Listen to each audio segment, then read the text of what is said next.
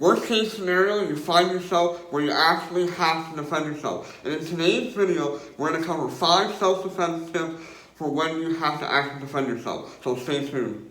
Matthew Johnson Field here for Empower. I am one of the co-founders of Empower alongside Cheryl Sanders, and we basically do defense and empowerment training for women. But let's get into the 5 self-defense tips that you need to know when it comes to actually defending yourself.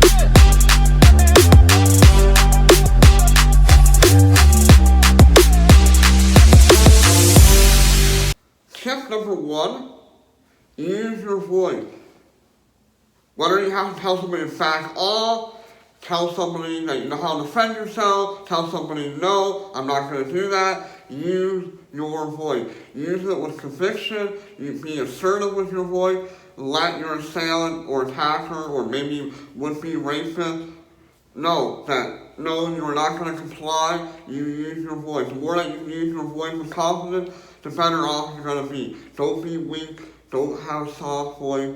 Display confidence, display assertiveness with your voice. Tell them exactly what's going on. You will not do that, or you will not do this. You will not put up with that. You need to stop that. Use your voice. Tip number 2. Do not be afraid to cause a scene. Most attackers, when they attack you, they don't want anybody else to know what's going on. They normally attack people away from a crowd. So, what you do is cause a scene. Yell, scream, kick, throw stuff, make as much commotion, as much noise, try to attract as much attention as possible. That alone might deter your attacker from moving forward, and they might even leave what's going on. If it doesn't, at least hopefully it's going to attract somebody else that can come and help. So don't be afraid to cause as much commotion and big a scene as possible, because it very well could save your life or the life of someone that you love. Hey, just a quick reminder about the virtual defense workshop we are hosting on Saturday, August 22nd for girls heading into high school or off to college or university in the fall. You can click the link below in the description or visit virtualdefenseworkshop.com for more information and to register. Now back to the video. Tip number 3 is to do anything that you have to do so that you're able to remove yourself from the situation as fast as possible. You don't ever want to stay where you are as far as when it comes to self-defense when something bad is happening, unless that person is trying to remove you from the situation. What you need to do is fight back, do whatever it takes. You have to have the mindset that I'm going to do whatever it takes right now to save myself so that I can avoid and leave the situation as fast as possible. Time is the essence. The longer a situation goes on, the worse it's potentially going to get for you. So, do whatever it takes to remove yourself, get away as fast as possible. Tip number 4, when it really gets extremely violent, and maybe the person's attacker is striking you or holding you down, whatever, you need to protect your head. Your head is one of the most important things on your body. It controls your brain, it's going to control your consciousness, your breathing, your emotions, and so forth. So if you find yourself in a situation where there's blows being delivered to your head, or potential of that, you need to cover up your head in a shield position.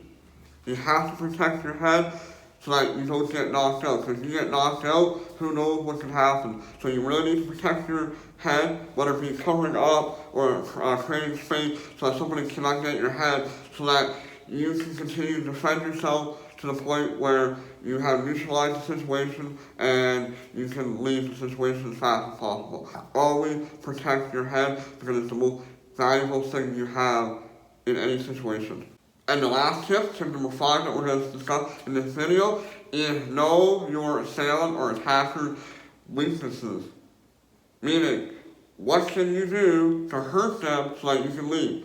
So, a few examples, weak points, right? Striking the throat, striking the nose, going for the eye, going for the side of the neck, the ears, the jaw, the solar plex, the groin. Going for easy target that would cause a lot of pain and a lot of damage to your opponent. Know the weaknesses of the human body and exploit them to the point that it can stop whatever attack is going on so that you can leave as fast as possible and minimize the risk of injury to yourself. So those are just 5 of many tips that you need to know when you actually have to physically defend yourself. But the thing is, you don't ever want to take yourself to the point where you physically have to defend yourself. That's like the last, what we call it, the last 10% of self-defense. What you need to do is the other 90%. The other 90% is avoiding the situation before they occur, not allowing something to escalate to the point where it gets physical. Being situational awareness, knowing what's going on, working on your confidence so that you don't become a victim. But when it comes down to that last 10%, when you physically have to defend yourself, use those 5 tips to make sure that you are able to protect yourself, reduce the risk, survive the situation, neutralize it, and get yourself out there as soon as possible. And as our co-founder, Cheryl Sanders, would say, you have the right to defend yourself, and you are worth defending. Cheryl here. Hope you enjoyed today's video and found the information extremely valuable. For more videos and training and resources, head on over to Empowered website at womenempowermenttraining.com and help us on our mission to serve 1 million women and girls in living a more confident life through defense and empowerment training.